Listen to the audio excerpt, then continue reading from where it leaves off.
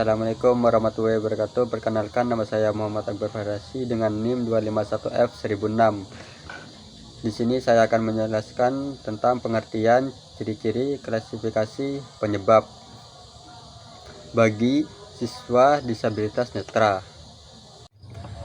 Yang pertama, pengertian disabilitas netra adalah kondisi ketika seseorang mengalami gangguan pada indera penglihatan bagi sebagian maupun seluruhnya, sehingga kemampuan melihat menjadi terbatas atau bahkan hilang sama sekali. Gangguan ini dapat disebabkan oleh kerusakan pada mata, saraf optik, maupun bagian otak yang berfungsi mengolah informasi visual.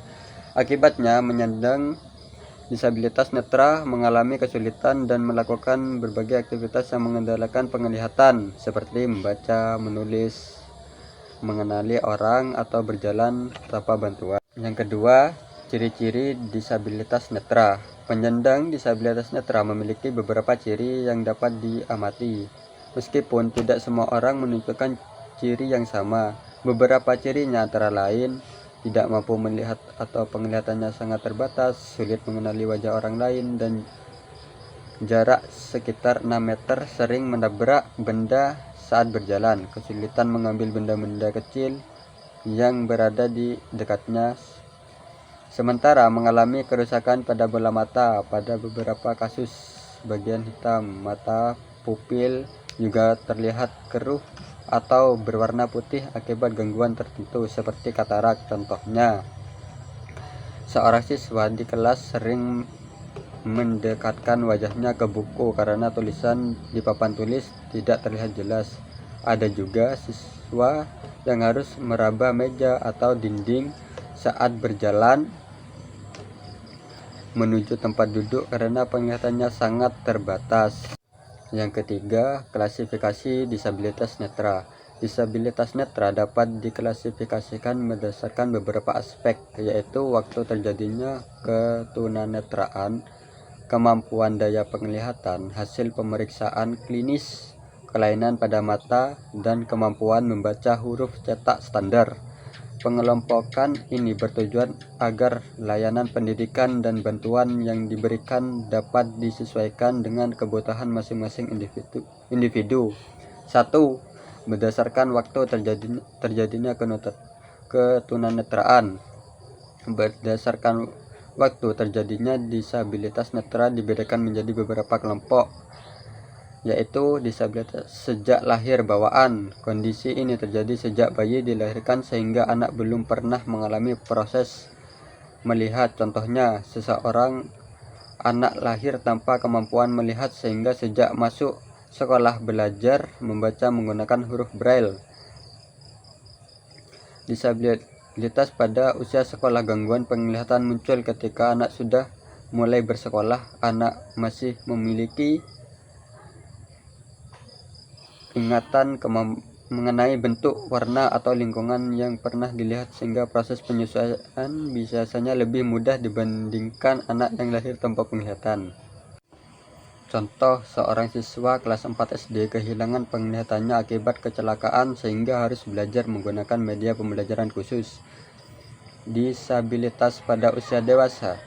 Gangguan penglihatan terjadi ketika seseorang sudah dewasa.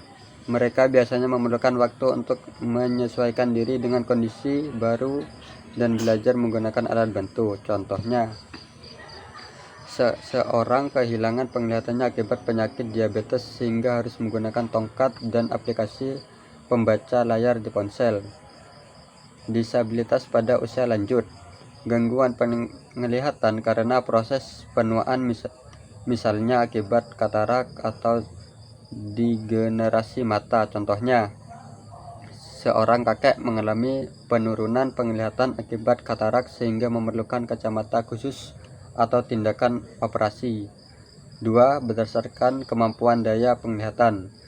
Berdasarkan kemampuan melihat, disabilitas netra dibagi menjadi 3 kategori, yaitu low vision. Low vision adalah hambatan penglihatan ringan. Penyandang masih memiliki sisa penglihatan yang dapat dimanfaatkan dengan bantuan alat tertentu seperti kacamata, kaca pembesar, atau pencahayaan yang baik. Contohnya, siswa masih dapat membaca buku jika ukuran huruf diperbesar dan duduk di bangku paling depan. Yang kedua, partialitas, hambatan penglihatan sedang, penyandang kehilangan sebagian besar kemampuan melihat sehingga membutuhkan alat bantu yang lebih khusus dan media pembelajaran yang dimodifikasi. Contohnya, siswa hanya mampu membaca tulisan yang dicetak dengan ukuran sangat besar atau menggunakan alat pembesar elektronik. Yang ketiga, totally blind, buta total, menyandang sama sekali tidak memiliki kemampuan. Berdasarkan pemeriksaan klinis, A. Disabilitas netra yang masih memiliki ketajaman penglihatan antara 20 atau 70 sampai dengan 20 atau 200 yang dapat lebih baik melalui perbaikan. B. Disabilitas yang memiliki ketajaman penglihatan kurang dari 20 atau 200 dan atau memiliki bidang penglihatan kurang dari 20 derajat. Berdasarkan kelainan pada mata, A. Myopia, bayangan tidak terfokus dan jatuh di belakang retina. B. Heteropia, bayangan tidak terfokus dan jatuh di depan retina. C. Astigmatisme, penyimpangan atau penglihatan kabur yang disebabkan ketidakberasan pada kornea mata atau pada permukaan lain pada bola sehingga bayangan benda pada retina untuk membentuk proses penglihatan. Pada penderita astigmatisme digunakan kacamata koreksi dengan lensa silindris. Berdasarkan kemampuan membaca huruf, awas cetakan standar. A. Mereka yang mampu membaca cetakan standar. Penyebab, faktor endogen, faktor yang sangat erat hubungannya dengan keturunan dan pertumbuhan anak dalam kandungan. Contoh, juling, myopia, bentuk penyimpangan penglihatan. Faktor eksogen, faktor eksogen yang disebabkan oleh sesuatu di luar kandungan atau tubuh. Contohnya, seroptalmi, kekurangan vit A, trakoma, virus, katarak, lensa tidak bening lagi. Faktor penyebab ketunanetraan. Faktor penyebab ketunanetraan dibagi menjadi 3. Yang pertama, 1. Faktor prenatal adalah faktor yang mempengaruhi pertumbuhan dan perkembangan janin selama masa kehamilan. Sejak pertumbuhan hingga kelahiran, faktor-faktor ini dapat berdampak positif maupun negatif terhadap kesehatan bayi. Yang kedua, faktor postnatal adalah faktor-faktor yang memengaruhi pertumbuhan dan perkembangan seseorang setelah lahir. Faktor-faktor ini dapat berdampak pada kesehatan fisik, perkembangan otak, serta kemampuan sosial dan emosional. Contoh faktor prenatal: gizi ibu hamil, kekurangan nutrisi seperti asam folat, zat besi atau protein dapat mengganggu perkembangan janin.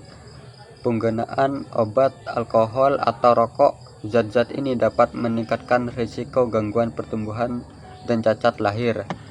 Contoh faktor postnatal. Yang pertama, nutrisi. 1. Pemberian air susu ibu ASI yang cukup. 2. Pola makan bergizi seimbang sesuai usia. Ketiga, kecukupan vitamin dan mineral pada lingkungan. 1. Kebersihan tempat tinggal. 2. Sanitasi dan ketersediaan air bersih. Yang ketiga, paparan polusi asap, rokok, atau bahan berbahaya. Sekian penjelasan dari saya. Kurang lebihnya, assalamualaikum warahmatullahi wabarakatuh.